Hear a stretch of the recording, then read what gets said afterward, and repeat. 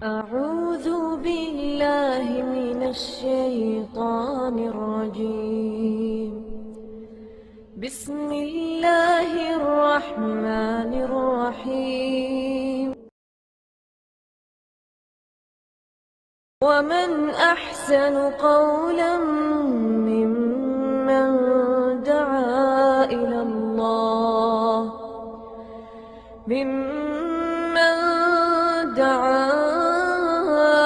الله وعمل صالحا وقال إنني من المسلمين.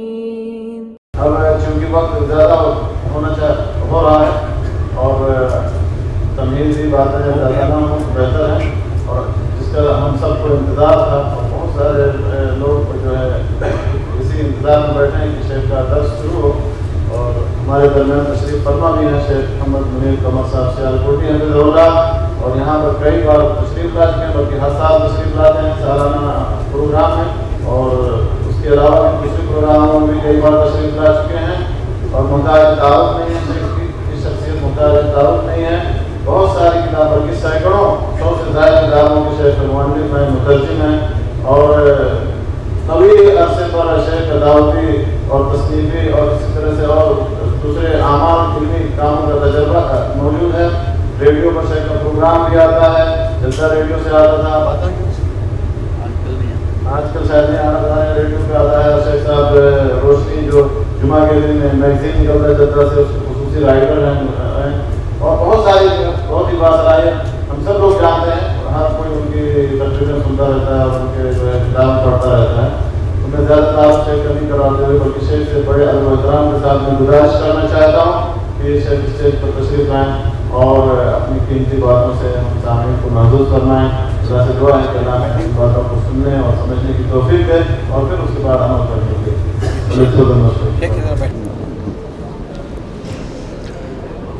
ان الحمد للہ نحمده ونستعینه ونستغفره ونعوذ باللہ من شرور انفسنا ومن سیئات اعمالنا، من يهده الله فلا مضل له ومن يضلل فلا هادي له، واشهد ان لا اله الا الله وحده لا شريك له، واشهد ان محمدا عبده ورسوله، اما بعد فان خير الحديث كتاب الله، وخير الهدي هدي محمد صلى الله عليه وسلم، وشر الامور محدثاتها، وكل محدثة بدعة، وكل بدعة ضلالة، وكل ضلالة في النار۔ رب اشرح لي صدري ويسر لي امري واحلل عقدة من لساني يفقهوا قولي، رب اعوذ بك من همزات الشياطين واعوذ بك رب ان يحضرون۔ اعوذ بالله السميع العليم من الشيطان الرجيم، ایاما معدودات، فمن كان منكم مريضا او على سفر فعدة من ایام اخر۔ اللہ رب العزت کا ہم لوگوں پر بہت بڑا احسان ہے کہ اس نے ہمیں ان گنت نعمتوں سے نواز رکھا ہے۔ اس کی ہم پر اس قدر نعمتیں ہیں کہ اگر ہم اس کی نعمتوں کو گننا چاہیں، شمار کرنا چاہیں تو یہ بات ہمارے بس سے باہر ہے۔ قرآن کریم میں اللہ رب العزت نے 2 مقامات پر ارشاد فرمایا ہے، وَإِن تَعُدُّوا نِعْمَتَ اللَّهِ لَا تُحْصُوهَا، کہ اگر تم اللہ کی نعمتوں کو گننا بھی چاہو تو گن نہیں سکتے۔ اللہ رب العزت کی ان بے شمار نعمتوں میں سے ایک عظیم نعمت یہ ہے کہ اس نے ہمیں مسلمان بنایا ہے۔ اس نے ہمیں مسلمان بنایا ہے۔ ہم مسلمان ہیں تو آج لا الہ الا اللہ محمد رسول اللہ پڑھنے والے ہیں۔ اگر ہمیں کسی دوسری پارٹی میں پیدا کر دیا ہوتا، ہندوؤں میں پیدا کیا ہوتا، ہرے کرشنا ہرے راما گا رہے ہوتے، سکھوں میں پیدا کر دیا گیا ہوتا تو کیا کہتے ہیں، رام نام ستیہ۔ اللہ رب العزت نے دنیا بھر کے جتنے بھی ادیان ہیں ان تمام ادیان میں سے سب سے اعلیٰ دین ہے دین اسلام۔ اللہ نے ہمیں وہ دین دیا ہے، اور اس بات کی گواہی بھی اللہ رب العزت نے قرآن کریم میں خود دی ہے کہ تمام ادیان سے کامل اور مکمل دین دین اسلام ہے۔ سورۃ المائدہ آیت نمبر 3 اللہ رب العزت نے ارشاد فرمایا الیوم اکملت لکم دینکم واتممت علیکم نعمتی ورضیت لکم الاسلام دینا۔ آج میں نے تم پر تمہارا دین مکمل کر دیا ہے۔ یہ اعلان کون کر رہا ہے؟ اللہ رب العزت۔ اور یہ اعلان کب ہوا؟ آج سے 1450 سال پہلے، 1500 سال پہلے آسمان سے یہ اعلان نازل ہوا کہ لوگوں آج ہم نے تم پر تمہارا دین مکمل کر دیا ہے، تم پر اپنی نعمت کا اتمام کر دیا ہے اور تمہارے لیے دین اسلام کو پسند کر لیا ہے۔ اللہ رب العزت نے ہمیں وہ دین دیا ہے اور ہمیں اس نبی کا امتی بنایا جو تمام نبیوں کے امام، تمام نبیوں کے سردار ہیں، محمد الرسول اللہ صلی اللہ علیہ وسلم۔ کتنا بڑا شرف ہے ہمارے لیے کہ ہم اس نبی کے امتی، اس نبی کے ماننے والے ہیں جس نبی کے مقابلے کا 1,24,000 انبیاء میں کوئی نبی نہیں تھا۔ نبیوں کی تعداد کے بارے میں مشہور حدیث آپ سنتے رہتے ہیں، 1.25 لاکھ، کم و بیش 1.25 لاکھ انبیاء، ان میں سے تقریباً 313 یا 14 رسول، ان 313-14 رسولوں میں سے 5 رسول اولو العزم من الرسل، عظیمت والے 5 رسول۔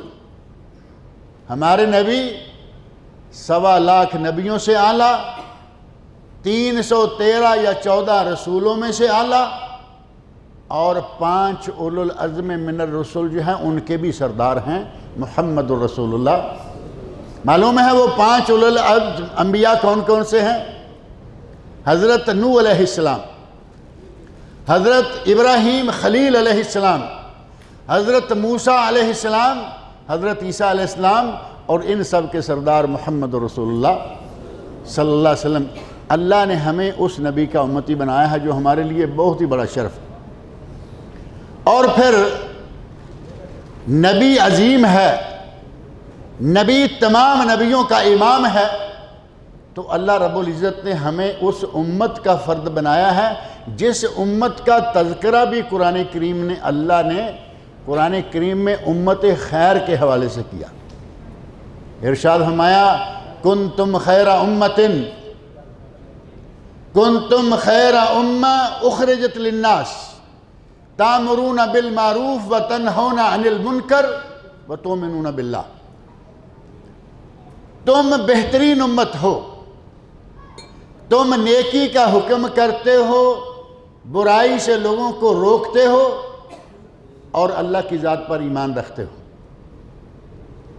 بہترین امت کا فرد ہونے کے لیے اللہ رب العزت نے 3 کام بتا دیے۔ ان 3 میں سے تیسرا تو معروف ہے نا کہ تم اللہ کی ذات پر ایمان رکھتے ہو۔ ہمارا سب کا اللہ کی ذات پر ایمان ہے یا نہیں؟ ہم سب مومن ہیں بإذن اللہ تعالی، ہم سب مومن ہیں۔ 3 کاموں میں سے ایک کام ہو گیا، اب 2 کام بچتے ہیں۔ ان میں سے پہلا کام ہے کہ نیکی کا حکم دیں، اور دوسرا کام ہے برائی سے منع کریں۔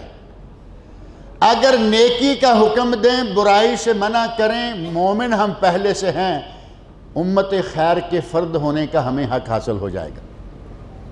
لیکن اگر نیکی کا حکم نہ کریں، برائی سے نہ روکیں، اور یہی سمجھ لیں کہ یہ نیکی کا حکم دینا، برائیوں سے روکنا، یہ مولویوں کا کام ہے، اللہ رب العزت نے یہ تو نہیں فرمایا کہ اے مولویوں تم خیر امت ہو۔ اللہ نے فرمایا تم سارے کے سارے جتنے بھی لوگ ہو، مسلمان ہو، تم سارے کے سارے بہترین امت کے فرد۔ بہترین امت کا فرد بننا ہمارا حق ہے یا نہیں؟ آپ کی خواہش ہے یا نہیں کہ ہم بہترین امت کا بہترین فرد بنیں؟ اس کے لیے کوئی بڑی محنت نہیں ہے، معمولی سا کام ہے، نیکی کا حکم کریں، برائی سے روکیں۔ اگر سمجھ لیں تو بڑا معمولی ہے، اور اگر اس کو پہاڑ سمجھ لیں تو پھر یہ کرنا ناممکن ہو جائے گا۔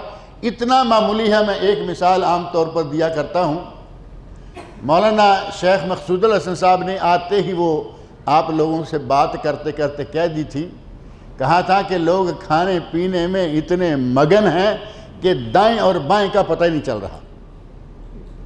بہترین انداز سے وہ امر بالمعروف کہہ گئے اور نہی عن المنکر کر گئے۔ امر بالمعروف اس میں کیا تھا کہ دائیں ہاتھ سے کھائیے، دینی محفل ہے، دینی مجلس ہے، جلسہ ہے، ماہ رمضان المبارک ہے، مسلمانوں کا اجتماع ہے، اور بائیں ہاتھ سے آدمی پانی پی رہا ہو، تعجب والی بات ہے یا نہیں؟ مسلمان سے یہ توقع کیسے کی جا سکتی ہے کہ وہ اس کام کو قبول کر لے جس کام کو شیطانی کام کہا جائے، اور اس کام کو قبول کرنے کا تصور بھی نہ لائے جس کو صرف یہ کہا جائے کہ یہ تہذیب کے منافی ہے۔ ابھی آپ صرف پانی کے پینے کو دیکھیں، دائیں ہاتھ سے گلاس پکڑا، گلاس کو تھوڑا سا کھانا کھاتے ہوئے آپ سموسے کھا رہے تھے، بریانی کھا رہے تھے، ہاتھ کو تھوڑا سا تیل لگ جائے گا، وہ تیل گلاس کو بھی لگ جائے گا، کہتے ہیں جی یہ تہذیب کے خلاف ہے کہ آپ نے گلاس خراب کر دیا، یہ تہذیب کے خلاف ہے۔ اور دوسری طرف میں نہیں، آپ نہیں، کوئی مولوی، کوئی مفتی نہیں، حضرت محمد رسول اللہ صلی اللہ علیہ وسلم فرما رہے ہیں فَإِنَّ الشَّيْطَانَ يَأْكُلُ بِشِمَالِهِ وَيَشْرَبُ بِشِمَالِهِ، بائیں ہاتھ سے شیطان کھاتا اور پیتا ہے، یہ کہلوانا گوارا ہے؟ تہذیب کے منافی ہے یہ کہنا گوارا نہیں، حالانکہ یہ تہذیب کیا ہے؟ گلاس اگر گھر میں کھانا کھائیں تو گلاس کون دھوتا ہے؟ بیوی دھوتی ہے، ماں دھوتی ہے، بہنیں دھوتی ہیں۔ اگر آپ ہوٹل میں ہیں تو ہوٹل میں کام کرنے والے دھوتے ہیں، اور آج کل تو سلسلہ بڑا عام ہو گیا ہے، یہاں چائے کا گلاس پڑا ہوا تھا، آج کل تو ڈسپوزیبل چیزیں آ گئی ہیں، پانی پیو پھینک دو، یہ بوتل آپ کے سامنے پڑی ہوئی ہے، پیو پھینک دو۔ اگر پانی پیتے ہوئے اب بھی آپ کو تہذیب کا خیال ہے اور سنت رسول کا خیال نہیں ہے تو پھر ہماری مسلمانی پر سلام ہے۔ کیا خیال ہے؟ اللہ نے ہمیں بہترین امت کا فرد بنایا، ہماری ذمہ داری ہے کہ ہم یہ کام ضرور کریں کہ جہاں تک ممکن ہے امر بالمعروف، اور جہاں تک ممکن ہے نہی عن المنکر۔ امر بالمعروف نیکی کا حکم کرنا بڑا آسان ہے، اس میں کوئی مشکل نہیں ہے۔ نہی عن المنکر کے لیے کبھی کبھی تھوڑی سی مشقت، کبھی کوئی پریشانی بھی اٹھانی پڑ جاتی ہے۔ ہمارا دین وہ دین ہے کہ جس میں جہاں ذرا مشقت آئی فوری طور پر اللہ رب العزت نے آسانی فرما دی۔ آپ سفر پر نکلیں، رمضان کا مہینہ ہے، قرآن کریم کی سورۃ البقرہ کی آیت نمبر 184 کا ایک حصہ میں نے پڑھا تھا شروع میں، ایام معدودات، یہ رمضان گنتی کے چند دن ہیں۔ گنتی کے چند دن کتنے دن ہیں؟ رمضان المبارک کتنے دنوں کا ہوا کرتا ہے؟ 29 یا 30، بلکہ زیادہ تر ہمیں 29 ہی لگتے ہیں، اور ہماری خواہش بھی یہ ہوتی ہے کہ 28 کی چاند کو نظر آ جائے تو اور بھی اچھا ہو جائے، 28 ہی ہو جائے، لیکن ہوتا نہیں، کیونکہ امت اسلامیہ کا اس بات پر اجماع ہے۔ علامہ ابن رشد رحمۃ اللہ علیہ بہت بڑے عالم گزرے ہیں، انہوں نے بدایت المجتہد و نہایت المقتصد اس نام کی کتاب لکھی ہے، اس میں انہوں نے ذکر کیا کہ پوری امت اسلامیہ کے اس بات پر اجماع ہے کہ کوئی اسلامی مہینہ 28 کا نہیں ہوگا اور کوئی اسلامی مہینہ 31 کا نہیں ہوگا۔ اور اس اجماع کی بنیاد نبی اکرم صلی اللہ علیہ وسلم کا ارشاد ہے، آپ نے فرمایا نحن امت امیہ، ہم تو بھائی ان پڑھ لوگ ہیں، ہمارا مہینہ ایسے ہوتا ہے۔ کتنا ہو گیا؟ سیدھا سیدھا گنتی، لکھائی پڑھائی، کاغذ پینسل کوئی ضرورت نہیں۔ ہمارا مہینہ تو اس طرح ہوتا ہے، یا پھر کبھی اس طرح ہوتا ہے، تیسری مرتبہ انگوٹھا دبا دیا، یا 29 یا 30۔ ایام معدودات فمن کان منکم مریضا او علی سفر فعدۃ من ایام اخر۔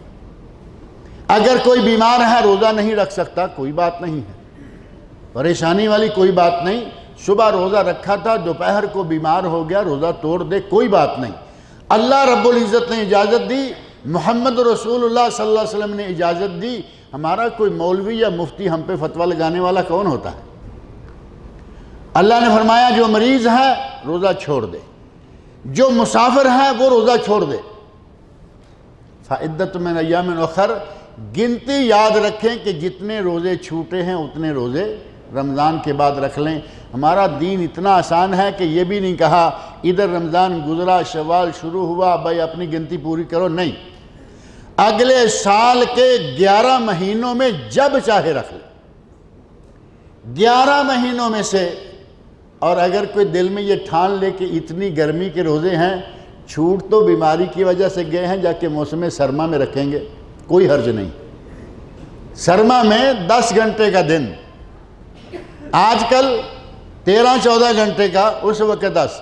آج کل چلچلاتی دھوپ، گرمی، تپش، اور اس وقت ٹھنڈی ہوا کے جھونکے، دیکھتے دیکھتے گنتی پوری ہو جائے گی۔ ہمارا دین تو اتنا آسان ہے، کوئی سختی نہیں۔ سفر میں آپ روانہ ہو گئے، آپ کے سامنے صلاۃ العشاء جو گنتی کی نماز ہے ہمارے پاکستان انڈیا میں، وہ ہے 17 رکھتے، اتنی ہے نا؟ گنتی یاد ہے یا نہیں؟ 4 سنت 4 فرض، 2 سنت 2 نفل، 3 وتر 2 نفل، 17 ہو گئی۔ سفر میں جائیے صرف 2 رکعتیں پڑھ لی، آپ کی عشاء کی نماز ہو گئی۔ کتنی آسانی اللہ رب العزت نے دے رکھی۔ صرف 2 فرض پڑھ لیں کافی ہے، وتر چاہیں تو سحری کے وقت پڑھ لیں، چاہیں تو ساتھ ہی پڑھ لیں۔ ظہر کی نماز کم از کم 8 رکعتیں ہیں، کم از کم 8 رکعتیں، ان میں سے 2 سنتیں پہلے 2 سنتیں بعد اور 4 فرض درمیان میں ہیں۔ اور اگر کوئی 10 پڑھنا چاہے تو افضل ہیں، 4 سنتیں پہلے 4 فرض اور بعد میں 2 سنتیں۔ دونوں صحیح سند سے ثابت حدیثیں ہیں، جن میں سے ایک میں 4 سنتے ہیں اور ایک میں 2 سنتے ہیں۔ 10 یا 8 رکعتیں ہیں، سفر میں آپ صرف 2 رکعتیں پڑھ لیں، آپ کی کافی ہوگی۔ کتنا آسان دین ہے ہمارا۔ آپ اپنے موزے پہنتے ہیں،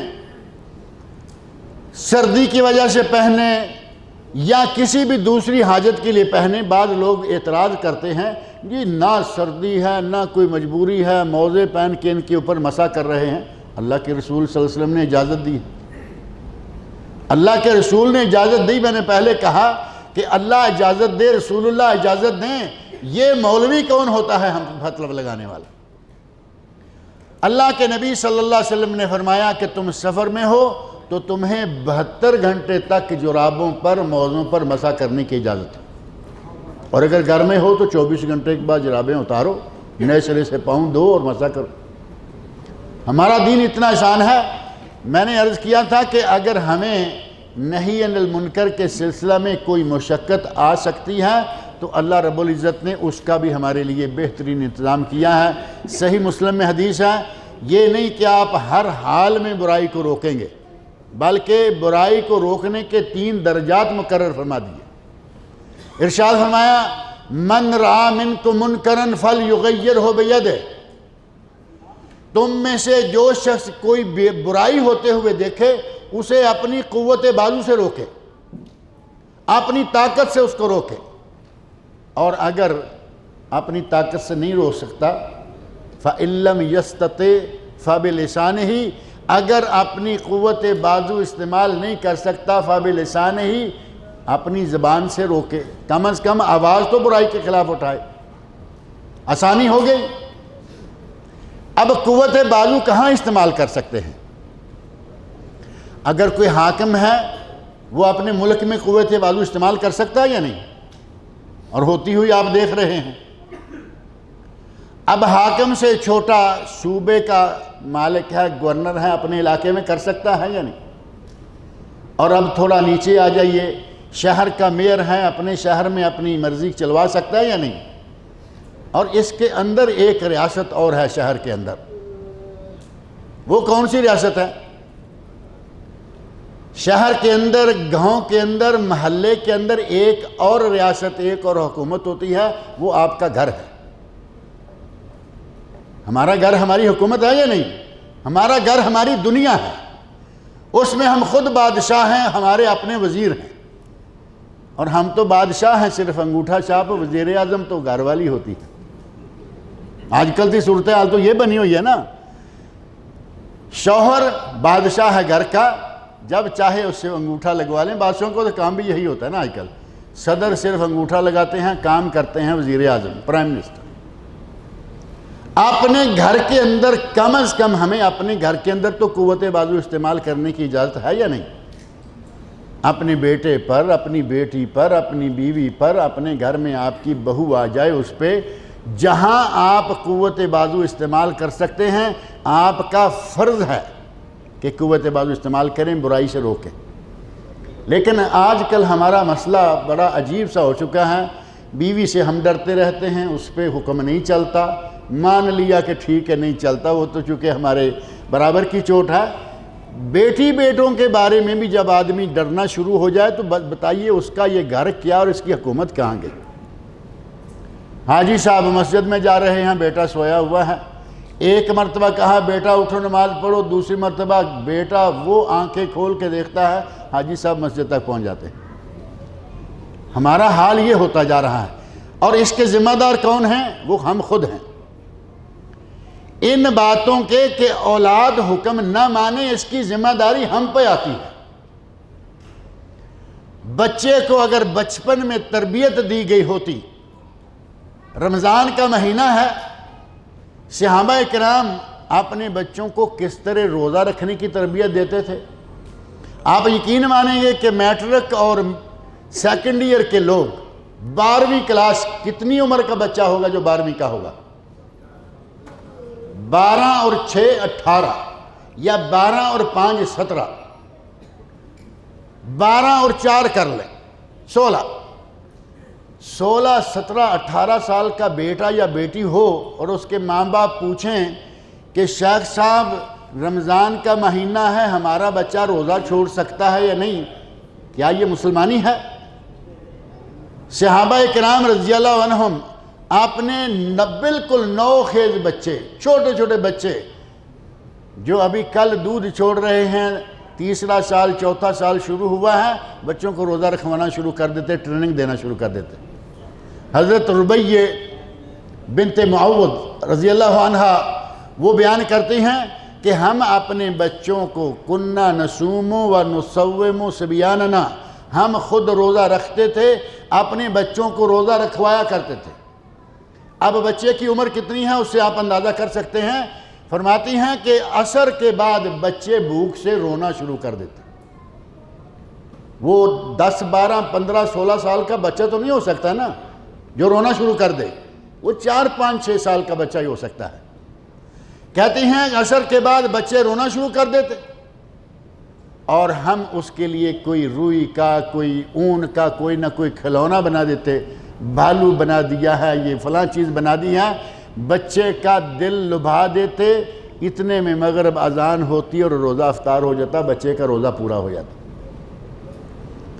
صحابہ کرام رضی اللہ عنہ اپنے بچوں کی تربیت اس طرح کرتے کہ بچپن سے روزے کی عادت ڈالی۔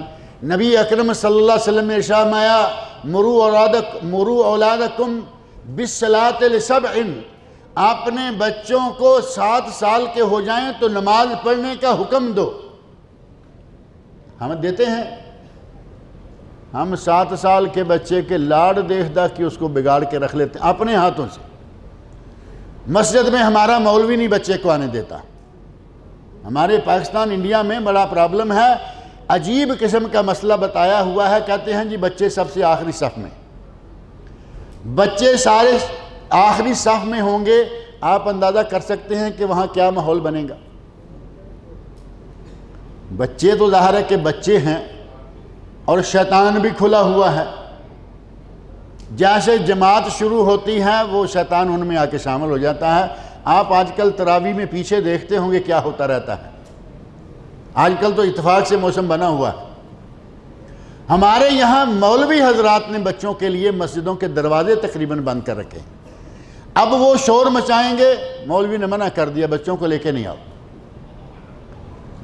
نبی اکرم صلی اللہ علیہ وسلم فرماتے ہیں مروا اولادکم بالصلاۃ لسبع، 7 سال کی عمر کے بچے کو نماز پڑھنے کا حکم دو، وَاضْرِبُوهُمْ عَلَيْهَا لِعَشْرٍ، جب وہ 10 سال کے ہو کر نماز نہ پڑھیں اسے مار کر نماز پڑھاؤ۔ یہ کسی عالم کا فتویٰ نہیں ہے، یہ نبی اکرم صلی اللہ علیہ وسلم کا ارشاد ہے، یہ دربار رسالت کا فتویٰ ہے۔ کیا ہم ایسا کر رہے ہیں؟ ایسا نہیں، بچہ ہے بچہ کرتے کرتے کرتے کرتے آج بچہ ہے کہاں؟ وہ باتیں جو بچے کو 20 سال کی عمر میں 18 سال کی عمر میں جا کے معلوم ہوا کرتی تھیں، آج کل 3 4 5 سال کے بچے کو سب معلوم ہے۔ شیخ مقصود الحسن صاحب موبائل کی طرف اشارہ کر رہے تھے نا، اس موبائل نے فائدہ بڑا دیا لیکن تباہیاں بھی بہت مچائی۔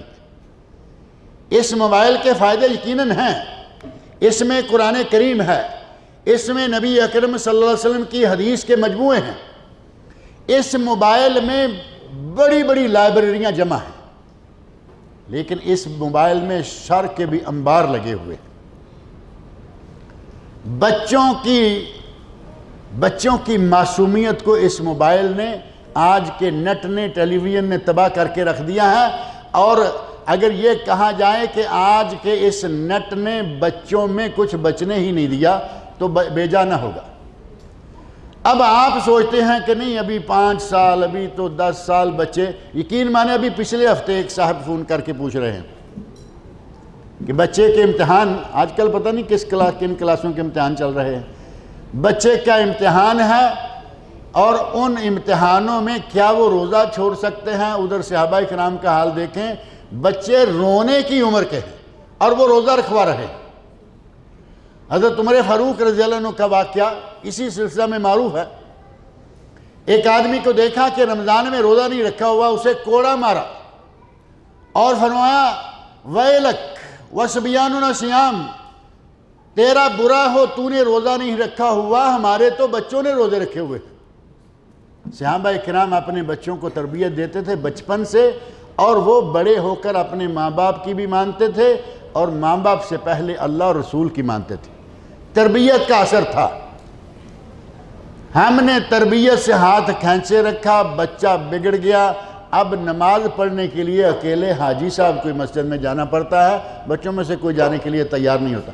گھر ہماری حکومت ہے، گھر کے اندر کم از کم ہمیں بچوں پہ حکم چلانے کا سلیقہ آنا چاہیے، اور وہ سلیقہ تب آئے گا جب ہم بچوں کی تربیت اسلامی خطوط پر صحیح طرح سے کریں گے۔ فَإِن لَّمْ يَسْتَطِعْ فَبِلِسَانِهِ، اگر کوئی برائی کو اپنے ہاتھ سے نہیں روک سکتا، گھر نہیں ہے، حکومت ہاتھ میں نہیں ہے، گورنری ہاتھ میں نہیں، میئر نہیں ہے، تو پھر فرمایا اپنی زبان تو اٹھاؤ، کم از کم کسی کو یہ تو کہو کہ بھائی یہ کام غلط ہے۔ اور اگر ڈرتے ہیں کہ اگر اسے کہا کہ یہ کام غلط ہے آج ہی فائر کر دے گا، یہ کر دے گا، ہمیں اللہ کی ذات سے زیادہ ہمیں اپنے باس پر توکل ہوتا ہے، اللہ کی ذات پہ اتنا توکل نہیں ہوتا۔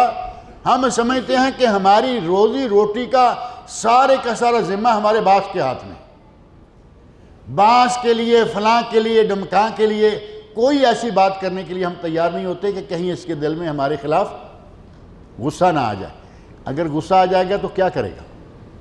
فائر کر دے گا، نوکری سے نکال دے گا۔ کیا دنیا سوائے اس بات کے ختم ہو چکی ہے؟ نبی اکرم صلی اللہ علیہ وسلم تو ارشاد فرماتے ہیں کہ اگر تم صرف اتنا ہی توکل کرو جتنا کہ پرندہ کرتا ہے تو تم کبھی بھوکے نہیں مرو گے۔ صبح کے وقت اپنے گھونسلے سے خالی پیٹ نکلتا ہے اور شام کو پیٹ بھر کے اپنے گھونسلے میں آ جاتا ہے۔ کیا اس پرندے کا کوئی بینک بیلنس ہے؟ کوئی سٹور ہے اس کے گھر میں؟ ہمارے گھر میں 6 مہینے سال کا سٹور موجود ہے کھانے پینے کی چیزوں کا، اور ہمارے بینک میں اتنا پیسہ موجود ہوتا ہے کہ ہمارے بچے بھی کھاتے رہیں گے ہمارے مرنے کے بعد، پھر بھی پریشان، دل گھبرایا ہوا ہے کہیں ایسا نہ ہو۔ 6 مہینے کے بعد جا کے ایگریمنٹ رینیو ہونا ہے، آج ہی دل کانپ رہا ہے، پتہ نہیں ایگریمنٹ رینیو ہوگا یا نہیں ہوگا۔ ہمارا تو توکل اس طرح کا۔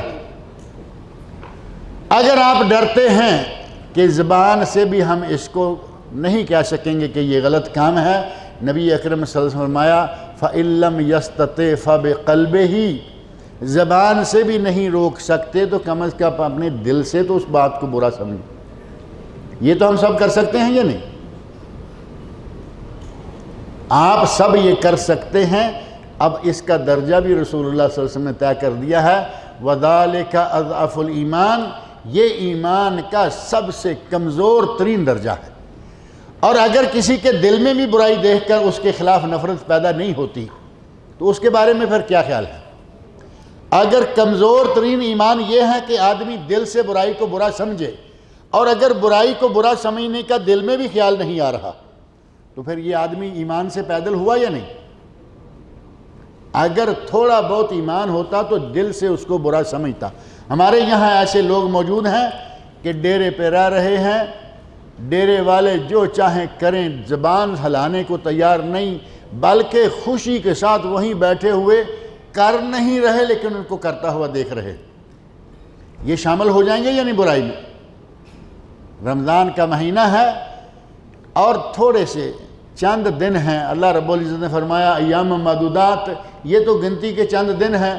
ابھی کل یہ بات چل رہی تھی کہ رمضان آ رہا ہے،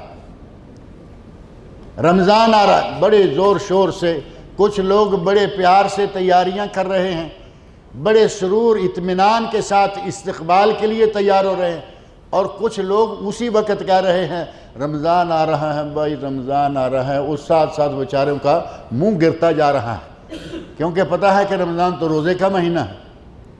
دونوں طرح کے لوگ تھے یا نہیں؟ لفظ دونوں کی زبان پر ایک ہی ہے کہ رمضان آ رہا ہے. ایک خوشی سے کہہ رہا ہے، دوسرا بڑی تکلیف کے ساتھ یہ الفاظ ادا کر رہا ہے. بولے کل رمضان شروع ہوا تھا، آج آدھے سے زیادہ گزر گیا یا نہیں؟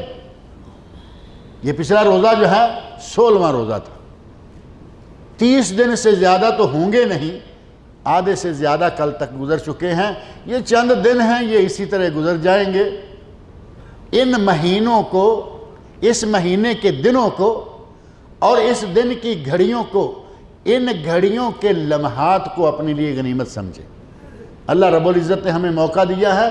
کتنے لوگ پچھلے سال اس دنیا میں موجود تھے، آج اس دنیا میں ہی موجود نہیں. کتنے لوگ پچھلے سال رمضان میں روزے رکھ رہے تھے، آج دنیا میں نہیں. اللہ رب العزت نے ان کو دنیا سے اٹھا لیا، اور اس کے لیے یہ رات جو آگے آ رہی ہے لیلۃ القدر، اس رات میں اللہ رب العزت حکیمانہ فیصلے کرتا ہے. اس رات کی جس کی عبادت 1000 مہینے سے زیادہ ثواب والی ہے. لیلۃ القدر خیر من الف شہر. اور یہی رات ہے جس کے بارے میں سورہ دخان میں اللہ رب العزت نے فرمایا یفرق فیہا کل امر حکیم امرا من عندنا. ہمارے حکم سے اس رات میں حکیمانہ فیصلے ہوتے ہیں.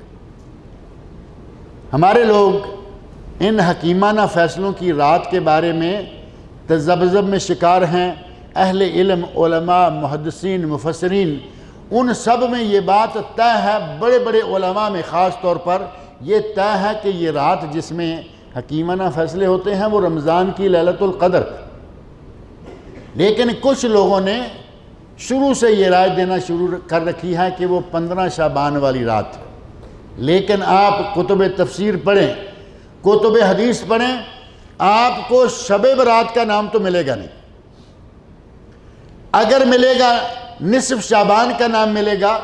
اور نصف شعبان کے ساتھ جن لوگوں نے ذکر کیا، قیلا، یہ بھی کہا گیا ہے کہ وہ رات 15 شعبان کی رات ہے.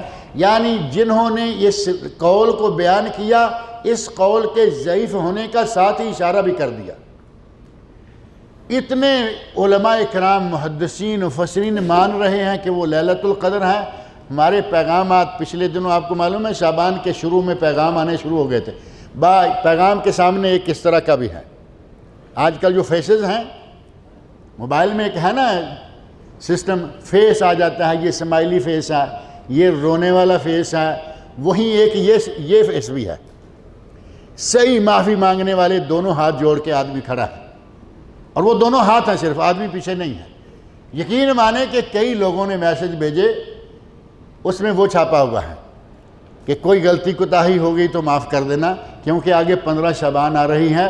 ڈر کیسے رہے ہیں کہ 15 شعبان کو کہیں حیات و موت و حیات والے رجسٹر کہتے ہیں کہ ان میں سے نام کاٹے جاتے ہیں، اگلے سال جن لوگوں کو مرنا ہے اس کا نام کٹ جاتا ہے۔ اس موت کے ڈر سے یہ معافیاں مانگنا شروع کر دیتے ہیں 15 شعبان کا۔ بڑی عجیب حالت ہے مسلمانوں کی۔ اللہ رب العزت فرمائے کہ یہ فیصلوں والی رات وہ ہے جس رات کو ہم نے قرآن نازل کیا۔ اِنَّا أَنزَلْنَاهُ فِي لَيْلَةٍ مُبَارَكَةٍ، ہم نے برکتوں والی رات میں قرآن نازل کیا۔ یہ 15 شعبان والی رات کیسے ہو گئی؟ ہمارے مولویوں نے پھر ساتھ بہت ساری چیزیں ملا رکھی ہیں، اس رات کو وہاں رکھا اور ایک تبدیلی نہیں کی، بلکہ شیخ مقصود صاحب اللہ تعالیٰ ان کی عمر میں اضافہ فرمائے، وہ کہہ رہے تھے کہ ہمیں اپنی زندگیوں میں تبدیلیاں لانی چاہیے۔ ہم نے بہت ساری تاریخوں میں تبدیلیاں کر دی ہیں۔ 15 شعبان کو حلوہ پکانے کا خاص اہتمام کیا جاتا ہے، یہ تو بات صحیح ہے یا نہیں؟ گھروں میں جھاڑو دیا جاتا ہے، صفائی ستھرائی اچھی بات ہے، یہ 15 شعبان کے ساتھ خاص نہیں ہے۔ حلوہ کھایا جاتا ہے، یہ 15 شعبان کے ساتھ نہیں ہے، یہ سارا سال کھاتے رہے، کوئی منع کرتا ہے؟ لیکن 15 شعبان کے حلوے کے ساتھ باقاعدہ ایک تاریخ جوڑ رکھی ہے۔ تبدیلی کی ہے ہمارے لوگوں نے، لیکن تاریخ بدل کے رکھ دی۔ کہتے ہیں جی 15 شعبان کو حلوہ کھانا سنت ہے۔ 15 شعبان کو مولویوں کی سنت دیکھیں حلوے کی، 15 شعبان کو حلوہ کھانا سنت ہے۔ بے کیوں؟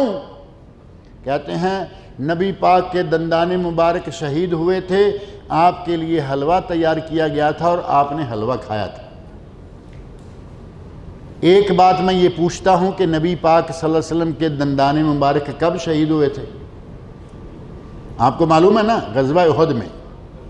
غزوہ احد میں آپ کے دندان مبارک ٹوٹے تھے، رباعیہ سامنے والے دانت۔ اور اکثر لوگ جانتے ہیں کہ غزوہ احد کس مہینے میں ہوا تھا؟ انعامات کا سلسلہ بھی نہیں، ویسے ہی بتا دیجئے، شوال میں۔ ابھی شعبان کے آگے رمضان ہے، رمضان کے آگے شوال ہے۔ مولوی کے حلوہ کھانے کے شوق نے 2 مہینے اس دن کو پہلے لا کے کھڑا کر دیا۔ اور پھر سنتوں پہ عمل کرنے کا اتنا ہی شوق ہے تو حلوہ کھانے والی سنت کا سبب بھی ایک ہے۔ وہ سبب کیا تھا؟ جہاد میں دانت تڑوائے تھے، دانت بھی تڑوا لیجئے 15 شعبان کو، حلوہ بھی کھا لیجئے، دونوں سنتیں پوری ہو جائیں۔ یہ فیصلوں والی رات لیلۃ القدر ہے، جو کہ اب اگلے عشرہ میں، جو عشرہ اخیر ہے وہ شروع ہونے والا ہے، اس عشرہ میں آئے گی۔ اللہ رب العزت کے لیے ہمیں اگر ایک رات جاگنے کا موقع مل جائے، ایک رات جاگ کر عبادت کر کے ہم گزار لیں، لیلۃ القدر کو پالیں، اللہ رب العزت فرما رہے ہیں خیر من الف شہر۔ اس ایک رات کی عبادت یا وہ ایک رات 1000 مہینے سے بہتر ہے۔ اب کیلکولیشن کر کے دیکھ لیں، آپ تو منہ زبانی کیلکولیشن بھی کر سکتے ہیں کہ 1000 مہینہ کو 12 پر تقسیم کیا جائے تو سال نکل آئیں گے یا نہیں؟ 83 سال اور 4 مہینے۔ ایک رات کی عبادت کا ثواب 83 سال اور 4 مہینے سے بھی زیادہ ہے۔ وہ رات اب بالکل قریب آ گئی ہے۔ 5 راتوں میں سے ایک رات وہ ہے، اور وہ 5 راتیں 21، 23، 25، 27 اور 29، 5 ہو گئیں۔ کیا ایک صدی کے برابر عبادت کا ثواب لینے کے لیے 5 راتیں جاگنا کوئی مشکل ہے؟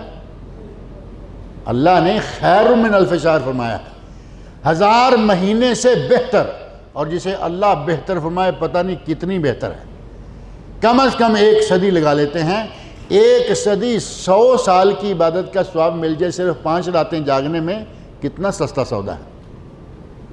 اگر کوئی کہے کہ ساری رات جاگنا بڑا مشکل ہے، آج کے دور میں تو یہ کوئی مشکل نظر نہیں آتا۔ آپ دیکھتے ہیں ہماری زندگی آج اس ڈگر پر چل رہی ہے کہ ہماری ساری راتیں جاگتے گزر جاتی ہیں۔ لوگ راتوں کو جاگ رہے ہیں یا نہیں؟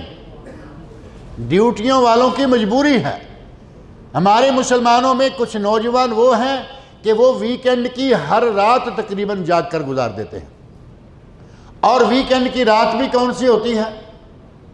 رات جمعرات ہے اور اگلے دن جمعہ ہے، چھٹی ہے نا، جمعے کی پوری مملکت میں چھٹی ہوتی ہے، کچھ اداروں میں ہفتے کی چھٹی بھی ہے۔ اب جمعہ ہے صبح، اور صبح چھٹی ہے، اور پہلے جمعرات ہے، ساری رات جاگیں گے، اول فول کاموں میں سارا وقت ضائع کریں گے، اور صبح جمعہ بھی ساتھ ہی ضائع کر دیں گے۔ کتنا بڑا نقصان ہے۔ یہ راتیں جو ہم جاگ رہے ہیں یہ عبادت کے لیے نہیں جاگ رہے، ہم اپنے نفس کے لیے جاگتے ہیں، اپنی نفسانی خواہشات کے لیے۔ ٹیلی ویژن لگایا ہوا ہے، کرکٹ کھیل رہے ہیں، یہ کر رہے ہیں، وہ کر رہے ہیں، اپنی نفس کی خاطر ہر ہفتے ہم ایک رات جاگتے ہیں۔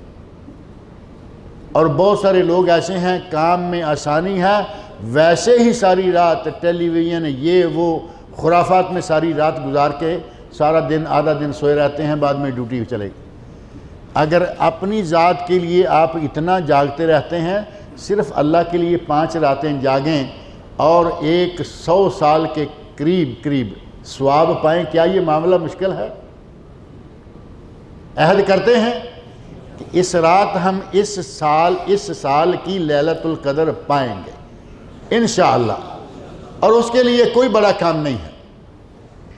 پوری رات جاگنا بھی فرض نہیں ہے، یہ بھی ذہن میں رکھیں۔ آپ آرام بھی کر سکتے ہیں، ضروری نہیں ہے کہ پوری رات کھڑے رہیں۔ اللہ رب العزت نے نبی اکرم صلی اللہ علیہ وسلم کو تہجد کے بارے میں باقاعدہ حکم دے دیا کہ آدھی رات جاگ لو، بلکہ اوِن قُصْ مِنْهُ قَلِيلًا، سورہ مزمل پڑھ کے دیکھیں۔ اگر آدھی رات سے بھی تھوڑا کم کر لیں تو کوئی حرج نہیں، او زد علیہ، چاہو تو آدھی رات سے تھوڑا زیادہ جاگ لو۔ رات میں آرام بھی کریں، رات میں قیام بھی کریں، اور اللہ رب العزت کی یاد میں یہ رات گزار لیں، انشاءاللہ 100 سال کا ثواب وہ پڑا ہوا ہے۔ یہ مہینہ بار بار نہیں آنے والا۔ میں نے پہلے ذکر کیا، کوئی پتہ نہیں کہ اگلے سال ہم رمضان میں ہوں گے یا نہیں ہوں گے۔ کسی کے پاس گارنٹی ہے؟ کوئی نہیں جانتا یہاں سے اٹھ کے باہر بھی ہم نکل پاتے ہیں یا نہیں۔ ایک سانس کی کسی انسان کو گارنٹی نہیں کہ میں اگلی سانس ضرور لوں گا۔ ایسی موتیں یقین جانے واقع ہو رہی ہیں کہ آدمی سوچ بھی نہیں سکتا کوئی کہ اس طرح مر جائیں گے۔ تندرست و توانا، ٹھیک ٹھاک، بالکل خیریت، چارپائی سے نیچے گرا آدمی مر گیا۔ اللہ رب العزت چاہے تو چارپائی تو بالکل چھوٹی سی جگہ ہے، 4 منزلوں سے لوگ گرتے ہیں اور بالکل ٹھیک 4 منزلوں سے بالکل صحیح سلامت کھڑے ہو جاتے ہیں۔ موت کا کوئی پتہ نہیں کب آ جائے، کس وقت یہ ہماری آخری سانسیں ختم ہو جائیں۔ کوشش کریں کہ جو وقت ہمیں ملے اسے غنیمت سمجھیں۔ جو یہ رمضان کے لمحات آگے آنے والے ہیں وہ بہت ہی قیمتی ہیں۔ لیلۃ القدر افضل ہے، یا یوں کہیں کہ ذوالحج کے مہینے نبی اکرم صلی اللہ علیہ وسلم کا ارشاد ہے کہ بہترین ایام ہیں جو عشرہ اولی ذوالحج ہیں۔ امام ابن تیمیہ رحمۃ اللہ علیہ سے پوچھا گیا کہ کون سے دن افضل ہیں، تو انہوں نے کہا کہ ذوالحج کے پہلے 10 دن افضل ہیں، لیکن رمضان کی آخری راتیں افضل ہیں۔ ذوالحج کے دن افضل ہیں کیونکہ ان میں یوم عرفہ ہے، ان میں قربانیاں ہیں، ان میں صدقات ہیں، ان میں نمازیں ہیں، ان میں عمرہ ہے، صفا مروہ ہے، طواف ہے، لیکن راتیں رمضان کی افضل ہیں کیونکہ ان میں لیلۃ القدر ہے، جس کا ایک رات کا اتنا ثواب ہے۔ وہ انتہائی قیمتی راتیں یہ بھی بہت قیمتی ہیں، لیکن ان سے بھی زیادہ قیمتی راتیں آگے آ رہی ہیں۔ ہر آدمی یہ کوشش کرے، عہد کرے کہ ہم انشاءاللہ اس مرتبہ لیلۃ القدر کو پائیں گے۔ اللہ رب العزت سے میری یہ دعا ہے کہ وہ ہمیں رمضان کا بقیہ حصہ تندرست و توانا رکھے، اور روزہ رکھنے، تراویح پڑھنے، تلاوت کرنے کی توفیق عطا فرمائے۔ قرآن حکیم کی تلاوت آج کل چل رہی ہے یا نہیں؟ تلاوت کرتے ہیں؟ الحمدللہ، بڑی خوشی کی بات ہے۔ ہمارے یہاں بہت سارے مسلمان وہ ہیں کہ وہ صرف رمضان میں ہی تلاوت کرتے ہیں۔ کیا قرآن کریم صرف رمضان کے لیے نازل کیا گیا تھا؟ جیسے رمضان گزرے گا خوبصورت قسم کا کپڑا لیں گے، اس کے اوپر زرق برق گوٹا جس کو کہتے ہیں، سنہری تاروں والا کوئی نہ کوئی اس کے اوپر ڈیزائن بنائیں گے، اور کپڑا لیں گے نرم چمکدار قسم کا، اور عموماً رنگ ہوگا ہرا۔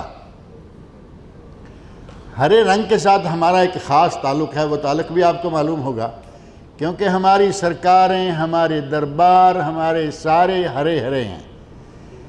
ہرے رنگ کا خوبصورت غلاف چڑھا کر قرآن کریم کو کہاں رکھ دیتے ہیں؟ اونچے روشن دان میں، اور دل میں یہ لیے بیٹھے ہیں یا لوگوں کو یہ شو کرتے ہیں بے ادبی نہیں ہوگی۔ قرآن کریم کا ادب یہ نہیں ہے کہ اس پہ عمل کرنا چھوڑ دو، اس کی تلاوت کرنا چھوڑ دو، بے ادبی یہ ہے کہ اس کو وہاں لٹکا دو۔ اب پورا سال وہاں سے اتارا نہیں جائے گا، کبھی کبھی اتار لیتے ہیں۔ اگر کبھی کوئی مسئلہ پیدا ہو جائے تو کہتے ہیں جی قسم اٹھاؤ۔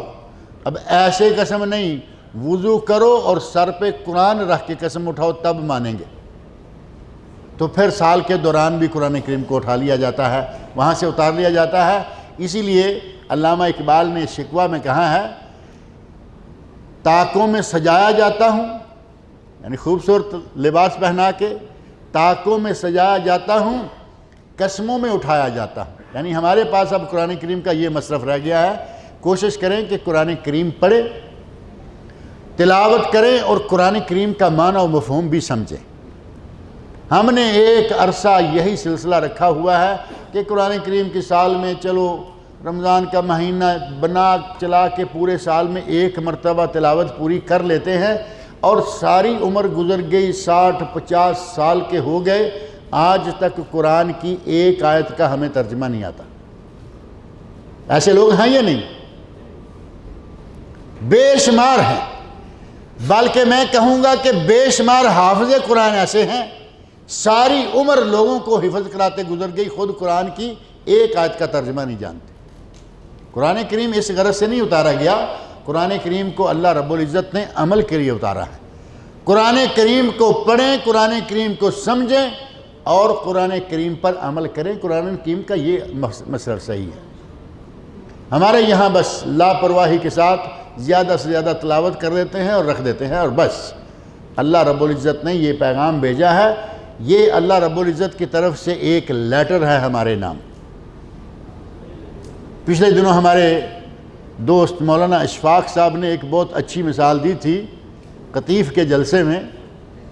انہوں نے کہا کہ اگر کسی کا بیٹا عرب میں آ گیا، کسی کا بیٹا یورپ میں چلا گیا، اس نے عربی سیکھ لی، انگریزی سیکھ لی، اب وہ ماں باپ دیہات میں ہیں اور وہ کچھ نہیں جانتے، ان کو اپنی ہی زبان آتی ہے، پنجابی آ گئی، سندھی آ گئی، بھوجپوری آ گئی، انگریزی عربی جانتے نہیں۔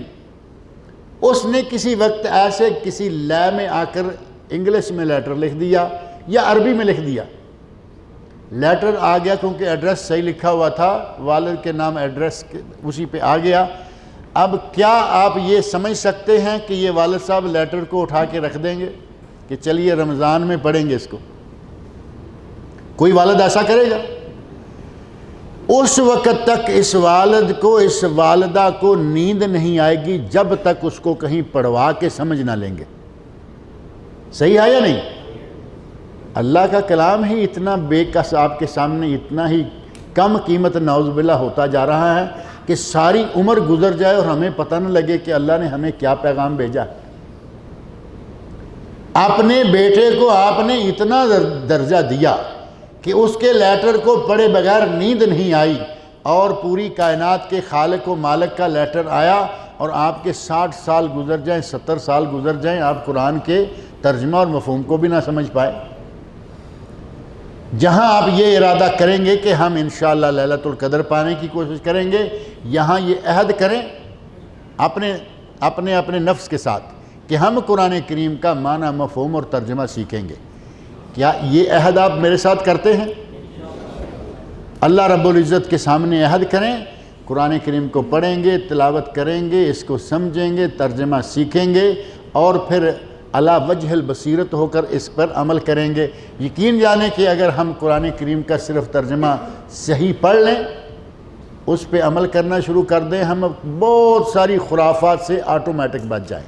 قرآن کریم میں ایسے واضح الفاظ میں بہت ساری خرافات کا، بہت ساری ہماری جو رسوم و رواج ہیں ان کا رد موجود ہے، آٹومیٹکلی وہ ساری کی ساری چھوٹتی جائیں گی۔ اللہ تعالیٰ مجھے اور آپ سب کو قرآن کریم اور نبی اکرم صلی اللہ علیہ وسلم کے ارشادات کو پڑھنے کی توفیق عطا فرمائے۔ اللہ ہمیں اس ماہ مبارک کی خیرات و برکات سمیٹنے کی توفیق عطا فرمائے۔